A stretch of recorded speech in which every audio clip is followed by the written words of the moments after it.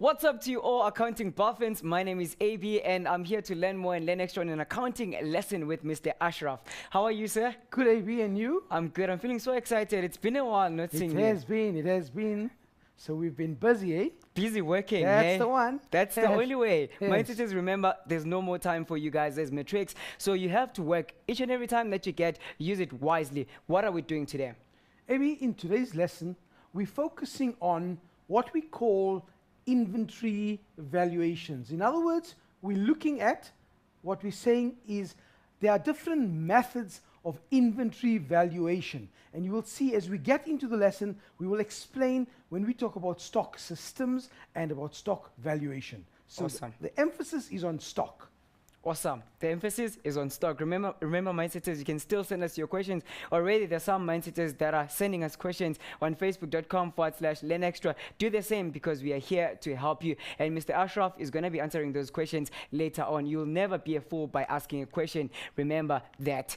But now, there's an awesome giveaway for you guys. We have this Casio calculator, proudly sponsored by Casio. All you need to do is to do the test yourself questions. The link is on Facebook. I've posted it already. So you do the questions. Should you get all the questions right, you'll be winning this awesome prize. You have up until 4 p.m. tomorrow to enter for the competition. Lastly, follow us on Twitter @LearnExtra and let's keep the conversations coming.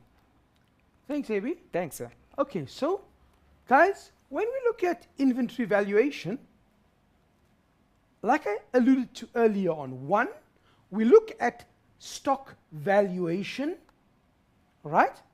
And we also talk about the calculations that we have to do for stock valuation. But before we do that, what is important is to look at our challenge question. What is our challenge question? The challenge question says, name 3 methods of stock valuation. Okay? Keep that in mind. Name 3 methods of stock valuation. We're going to come back to this one, AB, when we discuss our challenge question. Right, now into our lesson. Firstly, when we talk about a stock system, what are we referring to? We are referring to the 2 that you are generally au fait with. One is what we refer to as the periodic system, right? And an example of a periodic system would be your corner cafe that does not have a fully functional computer system linked to the cash register. And your perpetual system, whereby, remember, perpetual means continuous, and it tells you that you will see now when we discuss each of these systems, what are their advantages, what are their disadvantages, and how do we operate such a system? In other words, what is important is that you need to know both these systems as they can appear in your exam papers, in your assessments, in the work that you are doing in class. Now, what is the perpetual system all about? Remember, from grade 10, you were using the perpetual system. In other words, you were recording the cost of sales after every sale. In other words, every time you had a sale of goods, you were recording the double entry for the sale, right? So if it was a cash sale, you were debiting bank and crediting sales, but at the same time, you were recording the cost of sale. Remember, a debit to cost of sales and a credit to trading stock. In other words, every time there's a sale, we also record the cost of sale. So that deals with the perpetual inventory system.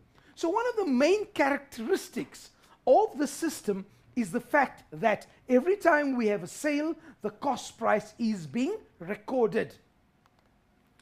Now the periodic system. Obviously, your periodic system, by virtue of its name, tells you that you will only work out the cost of sales at the end of the period. That is why it is called periodical. Okay? And obviously you use a certain formula to do that calculation. And surely you know what I'm talking about. I'm talking about the fact that we have to take our opening stock plus our purchases plus our adjustments on purchases in order to calculate the cost of sales. Now, let us look at the advantages of the perpetual stock system. The advantages of your perpetual stock system is as follows. One, you always know exactly how much stock you have on hand. In other words, if you need to know what stock do I have on hand, you refer to your trading stock account, and that balance indicates to you the value of stock that you have on hand. Stock losses are easier to detect using the perpetual system rather than the periodic system. At any one time, you can determine whether there has been a trading stock deficit or not. It is more accurate and realistic as your cost of sale is recorded every single day with every single transaction. Now, obviously, what we also know is that, unfortunately, one of the drawbacks, one of the disadvantages of the perpetual system is that it is expensive to operate. Why? Think about it. If you are operating a perpetual system, you need to have a fully functional IT system behind that to give you the support and the backup. Every time goods are bought, you have to scan these goods. So you need barcodes, you need a scanner, etc., etc., etc. So you can see that one of the disadvantages is that it is expensive. Look at your periodic on the other hand. When it comes to periodic stock, what do we know? It's much cheaper and easier to implement as compared to the perpetual system. Why? You don't need any of the fancy equipment. It's a simple system. In fact, if you look at some of your school tuck shops, they are run on a periodic system whereby they just sell the goods and periodically stock is taken in order to determine your cost of sales and obviously your gross profit. So you don't need a barcode, scanners, you don't need to record the cost of sales after every transaction. Obviously, like we said earlier, periodic, indicating to you that you work within a certain period and then you determine what you need to determine. Okay, next. So those were stock systems, accounting boffins. Those were stock systems, perpetual and periodic. We move on. When it comes to determining stock value, now you ask yourself, which method of stock valuation are we going to use in order to determine the cost price of the stock at the end of your financial period, that's your stock on hand at the end of the year? Again, the wisest choice would be that method which can facilitate the most realistic determination of profits for any specific business. Okay, sounds a mouthful. Basically what it has mean, depending on the needs of the enterprise, depending on your needs, what do you want? How do you want to calculate the value of your stock? Will tell you the method of stock valuation. Okay, they talk about 4 methods. In terms of grade 12 curriculum, you are expected to know 3. Number 1, specific identification method. Now, definitely I'm going to do an explanation on it, but it's supposedly new in terms of the CAPS requirements, and I'm sure you've heard from your educators at length about CAPS and the first time that you are writing a CAPS exam, so bear with us. Make sure you have the accounting cap on now, because that's what it's all about, AB. So the true. Accounting cap, eh? Do not fear anything when Ashraf is around. Thank you, AB. Okay, guys, so your specific identification method is one method. The second method of stock valuation, also referred to as stock validation, is my weighted average method. And thirdly, what we refer to as first in, first out, also known as FIFO. Now, this one here, specific identification method, what does it really mean? If you have 3 vehicles parked here, vehicle A, vehicle B, and vehicle C. You can specifically identify each of those assets, and you can attach a cost price given to you for vehicle A, for vehicle B, and for vehicle C. The cost may be given to you in rands and cents, or it may be given to you in the form of a barcode, where you use a code representing a figure, and that's how you would determine the cost price of those assets. So this is nothing new to you. You've been there, done that. You've seen this before. You may have even done it in grade 8 or 9 when you did EMS at school. So what are we saying? In addition to FIFO and weighted average, methods of valuation of stock, CAP stipulates the specific identification method. Again, like I said, this should not create any problems. Why? You've been working with this method all along. So if you are given a method and you are told that in terms of your stock valuation, it was done by means of specific identification, what it basically means is you took each item of stock, identified its cost, and recorded it. That's what it means. Simple, right? Okay. Weighted average, obviously, this is new to you. By weighted average, we will take into consideration, one, the quantities of stock, right? That means the number of items that you have bought. And you will also take into account the value. So what we are saying is that when these goods are receipted, the average cost of each item is recalculated or calculated at the end of your financial year. In other words, you will see when we go into the actual question, and you will see how we go about doing a question on the weighted average. Basically what it means, if we have to look at an example of it, basically it means as following, that if you bought 100 items at 5 Rand, and then you bought 200 items at 10 Rand, okay? What are you going to do? You're going to add the values. That means you're going to add 200 plus 100, which will give you 300. And now watch, 105 is equal to 500. And 200 times 10 is equal to 2,000. Right? Once you have that, you add your 2,500. Watch, this is a very basic and simplistic explanation of weighted average. In other words, you take the total value of the goods, which is 2,500, divide it by the 2,500 divided by 300. This will then give me an average of 8 Rand and 33 cents. So you've worked out an average of 8 Rand and 33 cents as the weighted average. Now watch what I took into consideration. I took my values, that means the quantities, I multiplied them by the unit value of each one to give me the Rand value. So this is your Rand value of those units. You then divide to find a weighted average. So in other words, what we are saying is that that is what we refer to as the weighted average. Now when it comes to the next one, which is called FIFO.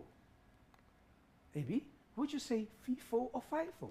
Most people say FIFO. FIFO, FIFO, who cares? As long as you understand, As long as you understand the method. what it means, exactly. Right? So your pronunciation is not important. What is important is the understanding behind FIFO. What does FIFO really mean? Your sale of goods is based on the first in, first out principle.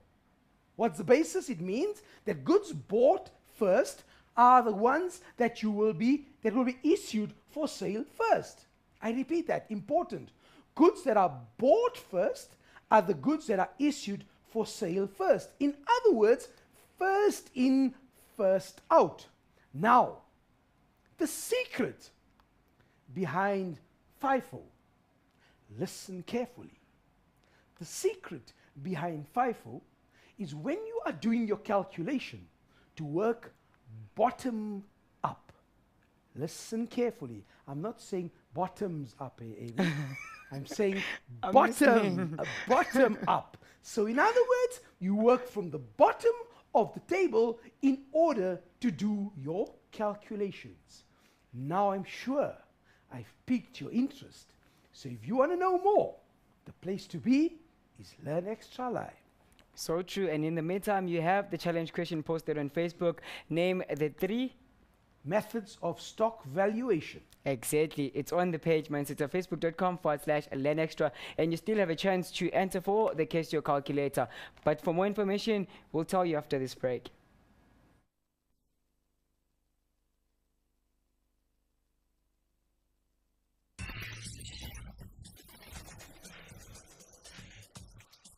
Welcome back, accounting buffins. Now, if you just joined us now, you're a bit late, but I'm sure you can still catch up because the A Squared team is in the building to help you. So relax, fasten your seatbelt because you're about to learn more and learn extra. Talking about the competition that we're having, which is a giveaway of this Casio calculator, Mr. Ashraf is going to tell us a bit of an advice for the mindsetters. Yes, certainly, Avi. Watch this here. Guys, I want you to develop a relationship with your calculator. What do I mean by that? Take the calculator that you use every day in your classroom. Make sure that that calculator is the one that you use in the exams. Why is that, Avi? Because you know exactly where your digits are. You know where to calculate your percentage signs. Now come exam time, and on the morning of the exam, you're in a panic, firstly, because it's the exam. Now you take a calculator from somebody else. You don't know the functions of that calculator. You don't know exactly where the digits are because on your calculator, you know exactly, you can work with closed eyes. So true. So my advice to you is that develop a relationship with your calculator. Know exactly, this is how my calculator works. These are my shortcuts, etc. And then when you walk into an exam room, make sure that the calculator is functioning 100%. Why? Because you don't want to be caught out with using a calculator where you're looking for things. Do you know what I'm saying? So that's the secret. Walk in with a calculator that you have developed a relationship with. I love that. As much as you know your cell phone by head, you should be knowing your calculator. Absolutely. And this Casio calculator is very simple because it has about 254 functions. So on any other Casio calculator, you still get the same functions. So that's the nice part of using a Casio calculator. Absolutely. Awesome, sir. Okay. Thank you. Right. Let's move on. Yes. Okay. We move on to our question now. And it says that you are provided with information in respect of Magic Soccer Balls shop, right? For the period ended February 2009. The business is owned by Peter Pule. The business uses now, once again, what is very important is for you to see that we always talk about this.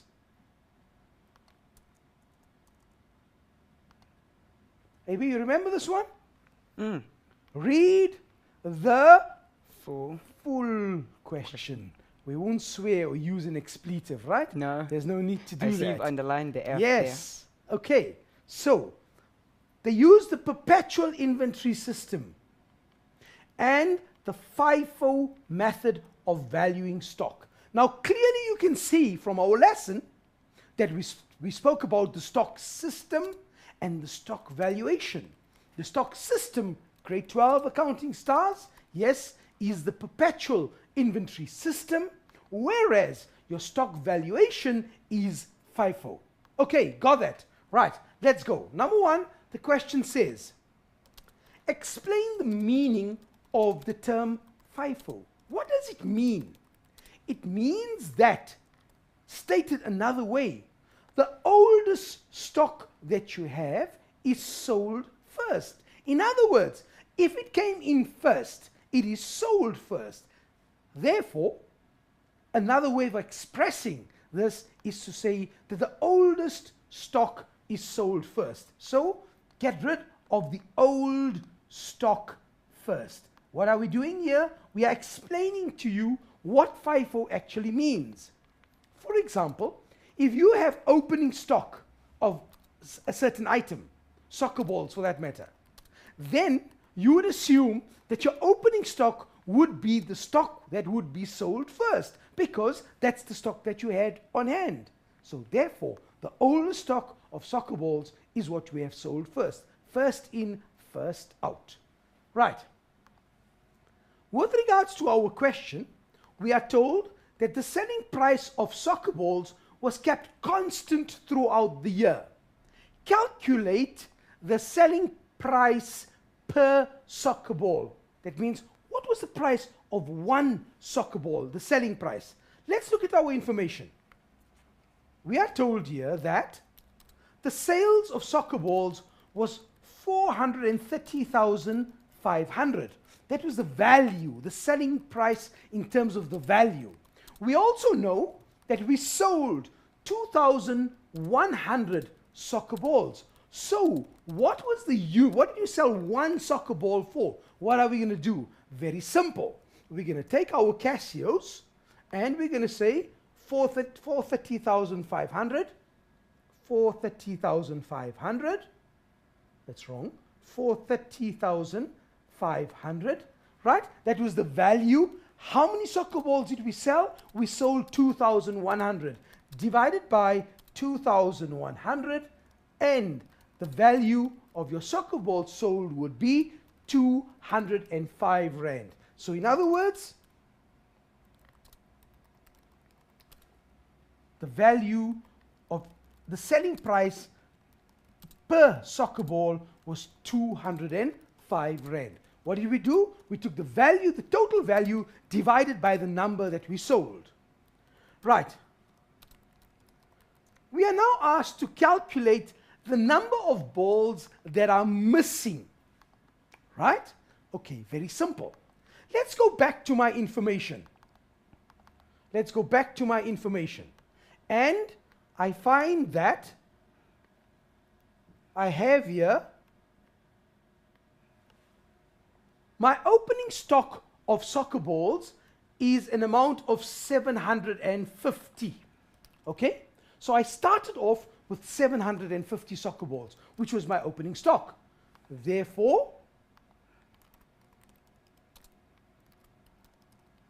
750 would be the number of soccer balls at the beginning of the financial year. Then, how many soccer balls did I buy? If I look at my purchases column, I can clearly see that I bought 2,480. That one. 2,480. In other words, 2,480 is the purchases of soccer balls. Right. Next, what do I need? I am told that I have left over a total of 1,100 soccer balls. Okay, now, if I take my 750 soccer balls that I had at the beginning of the year, plus the 2,480 that I purchased, minus the 2,100 that I have left over, gives me a figure of 1,130. Right. What is the 1,130? The number of soccer balls that I'm supposed to have left over. Now, if I look at the question, I can see that I only have a closing stock of 1,100. Clearly you can see from this question here, clearly you can see that I only have 1,100 on hand. This means that 30 soccer balls were stolen. Let's go through it one more time. Number one, you take the value of, or the number of soccer balls at the beginning of the year, 750, right? You add what you bought, the 2,480, right? You then subtract what you sold to tell you what is supposed to be left over. And we found out that in terms of that calculation, we had 1,130. We were supposed to have 1,130, but we only have 1,100. Therefore, 30 balls are missing. So please follow that method in order to determine the number of soccer balls that are stolen. Coming back to my question.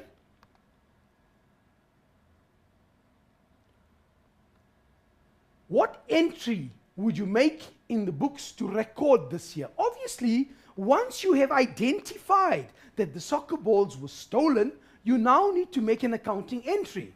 And the accounting entry is as follows.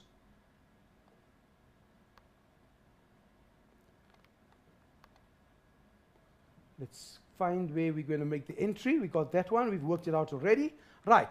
What entry would you make in the books to record this? Understand that we have lost stock. Okay? So therefore, you're going to debit an expense account. You can call it stock theft or whatever you want to call it. It's not important as long as you realize that you are debiting an expense account. So you're debiting stock theft and you're crediting your purchases account if it was periodic, right?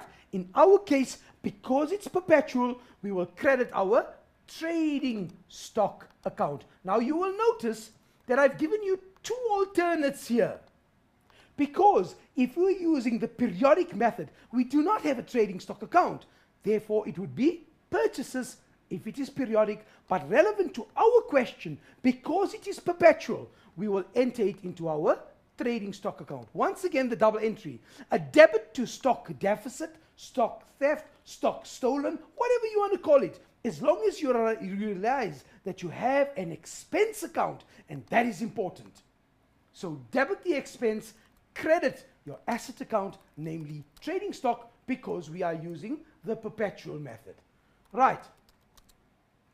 The next question says,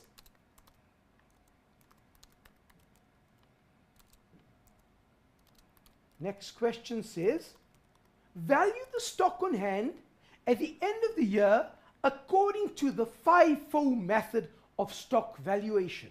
All right. Now, very, very, very important. What was the secret that I whispered to you regarding FIFO? I said, bottom up. I said, bottom up. Watch this here. In other words, if you're looking at your purchases now, your emphasis is on this one here. Watch. That is where my emphasis is. And you start at the bottom of your table. Why? Because you're using the FIFO method, meaning what? The oldest stock is sold first. In other words, you are left with what? With the stock at the end of the year. So in other words, there's 480 units giving me a value of 76,800.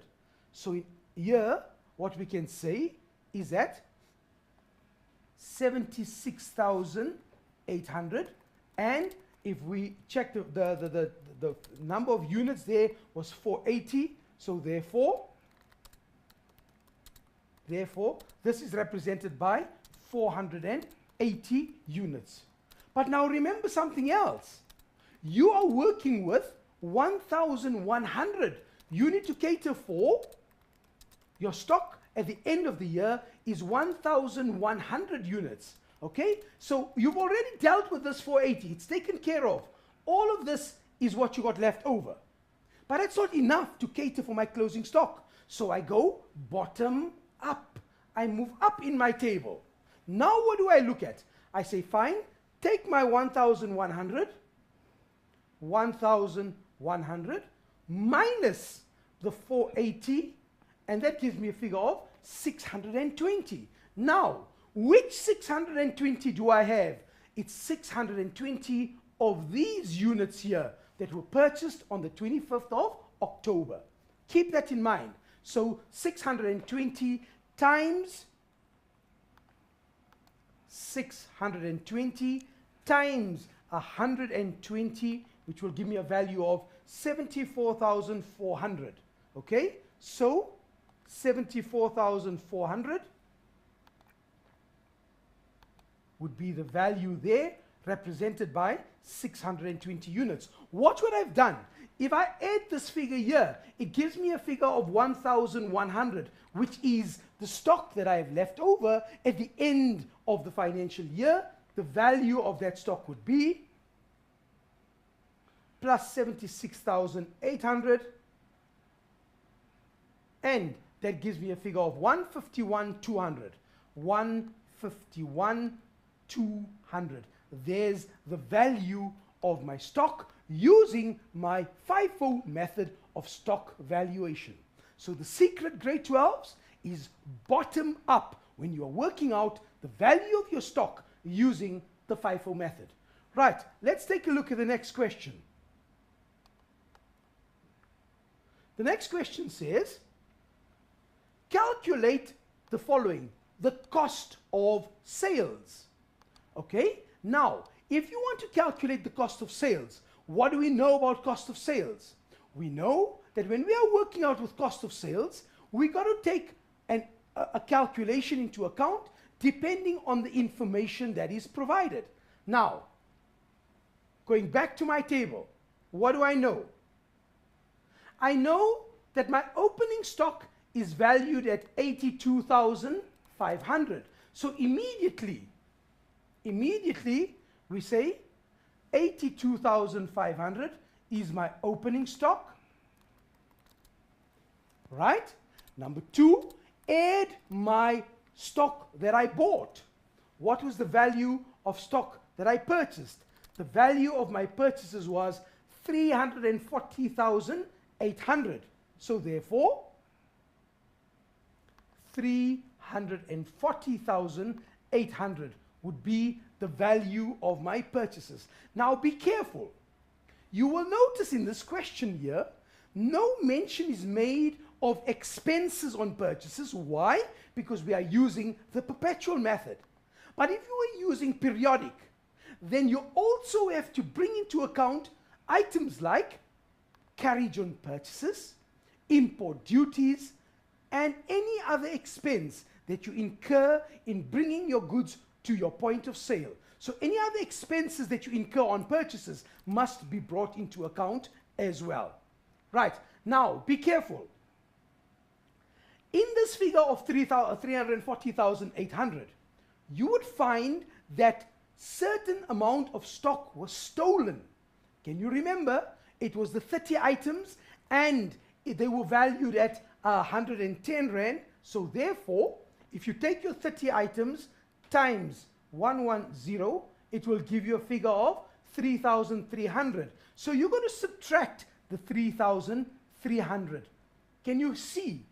Now, obviously, if you recall your entry, what was my double entry? A debit to my stock deficit and a credit to trading stock. So you can see that you are subtracting your trading stock deficit. So in other words, you've got your opening stock plus your purchases minus the stock that was stolen and minus your closing stock, which was 151,200.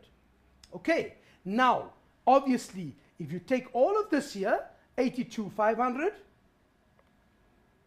82,500 plus 340,800 minus 3,300 and minus 151,200, this will then give you a figure of 268,800, and this is now your cost of sales. Okay, so please look at the method in which we work. Once your method is organized, I promise you, you'll never find a difficulty. But you want to know more? Place to be, maybe, is right here. Right here with and us. Just a reminder to the mindsetters, the final timetable is out and the June timetable is out. So they're writing their accounting on the 14th of May. Aha. So it's soon. So just few, maybe you've got one week, but next week we're going to be having a revision. So stay tuned because we're going to be learning more and learn extra. But for now, don't go anywhere. We'll be back right after this break.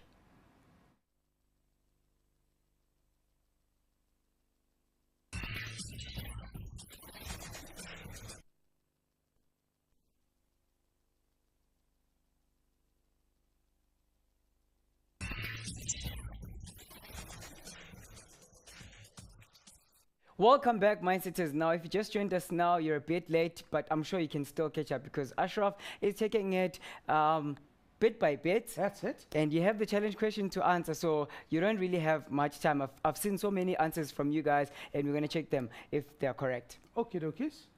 Any other questions that we have there? Yes, we have one question. Right. Should I give you now? Yes, it's fine. Okay. Question is from Tando. How do we calculate the rate of depreciation in accounting? Okay, Tando, obviously not related to this section here, but when you want to calculate your rate of depreciation, let me just use a bit of space here to explain that to you. Let me go to the bottom here. Very simple. What it means is as follows. Generally, when you are calculating depreciation, what do? You take your amount of your depreciation. So if you are calculating depreciation on 100,000, right, times your rate. That means your rate of depreciation, we're assuming it's 10%. Okay, I'm showing you how we're going to get to your answer, times your time. So you are calculating depreciation for 12 months of the year, so 12 over 12. So in other words, your question is, how do we calculate the rate? Obviously, if we're calculating this part of the depreciation here, your amount, your answer here would be 10,000 Rand. Why? You took 10% of 100,000 for the entire year, giving you a figure of 10,000 Rand. Now remember, if you are expected to calculate the rate, then this would be your unknown. In your equation, the rate would be your unknown, but the answer would be given to you, and therefore you would basically just solve the x to find out the rate of depreciation. Okay? So important, remember, whenever you are dealing with depreciation, to use art. And I'm not expecting you to draw your accounting teacher, but what I expect you to do is to understand that amount, rate, and time. So if you take those three components, and if any one of them is a missing component, like the question that you have asked, where the rate was a missing component, you just make that the x, and you then solve for x. Very, very simple. I love your acronyms. Thank you very much. Okay, dokes, are we done with that one? Yes. Any other questions? For now, I think we can move on. Okay, can we move on? Okay, perfect. Remember what we said, just to recap. When we worked out our cost of sales, we took our opening stock, right, which was the 82,500. We added our purchases, right? We subtracted the stock that was stolen. Now, very, very important.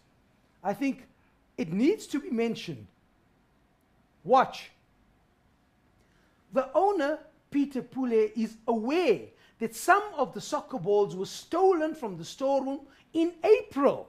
You know specifically that this stock was stolen in April. Now, important for you to note is that the only stock that you had available in April was this stock here, which was part of your opening stock.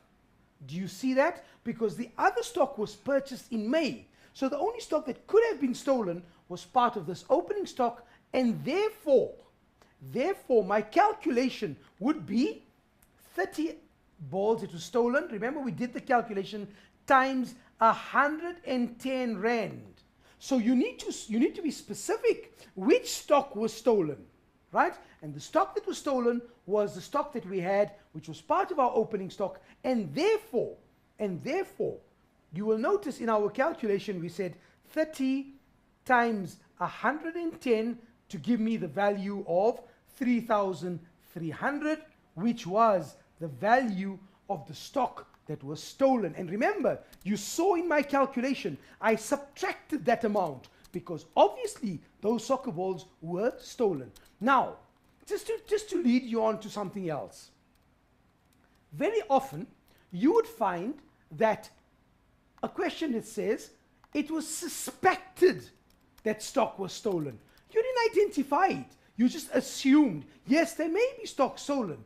But the only time you make the entry is when you actually identify and you are aware that stock has been stolen, and therefore the entry that we put through. Okay, now moving on with our question. We calculated the cost of sales. We now expected to calculate the gross profit for the year. Remember, when it comes to your gross profit, what do? It's your sales minus your cost of sales. And obviously, we have worked out the one figure we worked out, that was the cost of sales. That was 268,800. 268,800. Remember, our sales figure is given to us in our table, and our sales figure was 430,500. Therefore, 430,500 minus 268,800. Let's take out our Casios, and here we have 430,500 minus 268,800, and my answer is 161,700, and that would be my gross profit, my GP. Now, let's just take this one step further. Obviously, this is relevant to this question here. If you are told to calculate your percentage markup that you are applying, then obviously you need to use the financial indicator to be able to do that. And one more important part, when you are calculating your cost of sales, remember in this method here, because it was perpetual, you could take information that was given to you, like I alluded to earlier on. Also be aware that we sometimes use the periodic system. And with your periodic system, you do recall that there are certain adjustments that you have to put through in order to calculate your cost of sales, right? And what are those adjustments? Just to bring them to your attention, remember the calculation of cost of sales when we are using periodic system is as follows: opening stock, right? Then you add your purchases. Now remember, this purchases figure here would be in brackets with calculations. Why? You're going to subtract your creditors' allowances. You're going to subtract any donations, any drawings that you may have had. So purchases would be subjected to certain other additional adjustments. Right. To it we would add what? Our expenses. Which expenses? Our expenses on purchases. Like what? Carriage on purchases, import duties, customs duties. All these are expenses that increase the cost price of my item that I have purchased, which I'm going to resell. So keep that in mind. Examples of these would be import duties, etc. I'm just going to list one of them just so that you can recall and remember that that's just one expense. At the same time, let me just take it one step further. Sometimes you find examiners wanting to test your knowledge, and they give you an item called carriage on sales. Now grade 12s, that's what we call a red herring, to lead you astray. And you're not going to be led astray, because what did we say? Don't fear when Ashraf is near. So be careful of carriage on sales. Why? Because carriage on sales has absolutely nothing to do with purchases. It's a normal delivery expense which you would transfer to your profit and loss account. So be mindful of that. Watch out for that. Carriage on sales does not impact on my calculation in any way. So remember, once again, opening stock plus purchases, and calculations please for purchases. Show your calculations. Why? You will notice from all your exam papers that whenever a calculation is given to you and you are expected to do that calculation, you get part marks for your calculations. Right, obviously, add your expenses on purchases and less your closing stock. So keep this in mind. Okay, moving back to our question. Peter is not sure when to place his next order of soccer balls. How long can he expect the closing stock to last? Provide figures or a calculation to support your answer. Right, back to my table.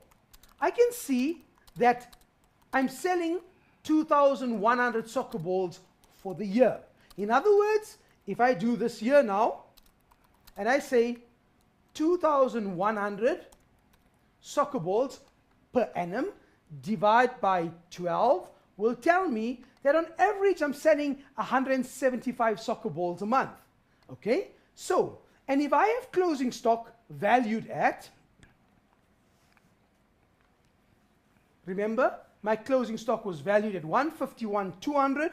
So therefore, if I take my 151,200 divided by 175, there's something that I'm doing wrong here. Let me just redo that one. We're saying that we want to know how long will the soccer balls last us. So if you take your 151,200, which is my closing stock of soccer balls, right? And that soccer balls will last you an average of, that's the value of your soccer balls, right? The rand value. The number of soccer balls that we had on stock, let's look at our table, to get the number of soccer balls was 1,100. That, remember, the 151,200 was the value, and this is the number, the units. So take your 1,100 divided by 175, and you will see it will last you plus minus 6.28, 6.3 months. That's how long you expect your soccer balls to last you.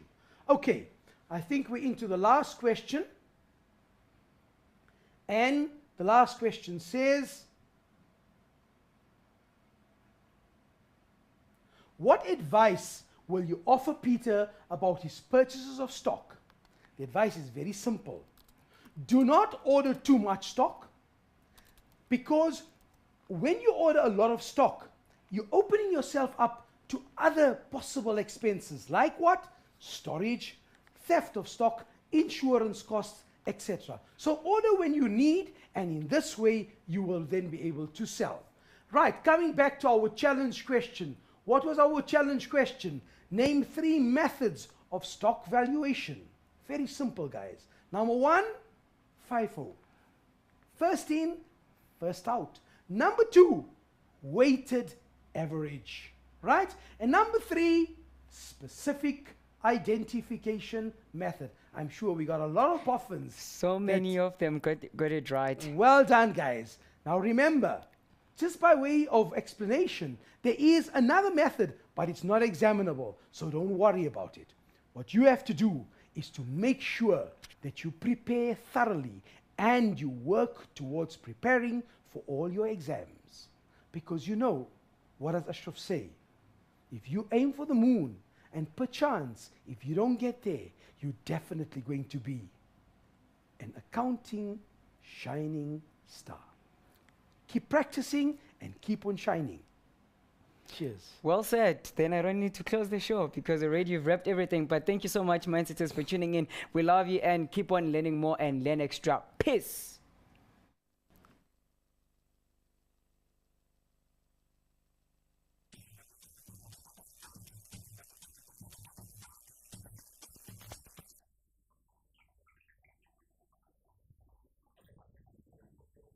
Computer system linked to the cash register, and your perpetual system, whereby, remember, perpetual means continuous, and it tells you that you will see now when we discuss each of these systems, what are their advantages, what are their disadvantages, and how do we operate such a system. In other words, what is important is that you need to know both these systems as they can appear in your exam papers, in your assessments, in the work that you are doing in class. Now, what is the perpetual system all about? Remember, from grade 10, you were using the perpetual system. In other words, you were recording the cost of sales after every sale. In other words, every time you had a sale of goods, you were recording the double entry for the sale, right? So if it was a cash sale, you were debiting bank and crediting sales, but at the same time, you were recording the cost of sale. Remember, a debit to cost of sales and a credit to trading stock. In other words, every time there's a sale, we also record the cost of sale. So that deals with the perpetual inventory system. So one of the main characteristics of the system is the fact that every time we have a sale, the cost price is being recorded. Now the periodic system. Obviously, your periodic system, by virtue of its name, tells you that you will only work out the cost of sales at the end of the period. That is why it is called periodical. Okay? And obviously you use a certain formula to do that calculation.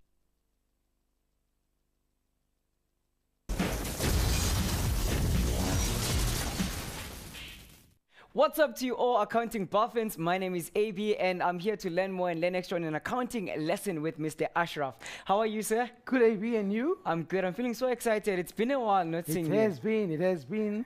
So we've been busy, eh? Busy working, That's the one. That's the only way. Yes. My teachers, remember, there's no more time for you guys as matrix. So you have to work each and every time that you get, use it wisely. What are we doing today? AB, in today's lesson, we're focusing on what we call inventory valuations. In other words, we're looking at what we're saying is there are different methods of inventory valuation. And you will see as we get into the lesson, we will explain when we talk about stock systems and about stock valuation. So Awesome. the emphasis is on stock. Awesome. The emphasis is on stock. Remember, mindsetters, you can still send us your questions. Already, there's some mindsetters that are sending us questions on facebook.com/learnextra. Do the same because we are here to help you. And Mr. Ashraf is going to be answering those questions later on. You'll never be a fool by asking a question. Remember that. But now, there's an awesome giveaway for you guys. We have this Casio calculator, proudly sponsored by Casio. All you need to do is to do the test yourself questions. The link is on Facebook. I've posted it already. So you do the questions. Should you get all the questions right, you'll be winning this awesome prize. You have up until 4 p.m. tomorrow to enter for the competition. Lastly, follow us on Twitter @LearnExtra and let's keep the conversations coming. Thanks, AB. Thanks, sir. Okay, so guys, when we look at inventory valuation, like I alluded to earlier on, one, we look at stock valuation, right? And we also talk about the calculations that we have to do for stock valuation. But before we do that, what is important is to look at our challenge question. What is our challenge question? The challenge question says, name 3 methods of stock valuation. Okay? Keep that in mind. Name 3 methods of stock valuation. We're going to come back to this one, AB, when we discuss our challenge question. Right, now into our lesson. Firstly, when we talk about a stock system, what are we referring to? We are referring to the 2 that you are generally au fait with. One is what we refer to as the periodic system, right? And an example of a periodic system would be your corner cafe that does not have a fully functional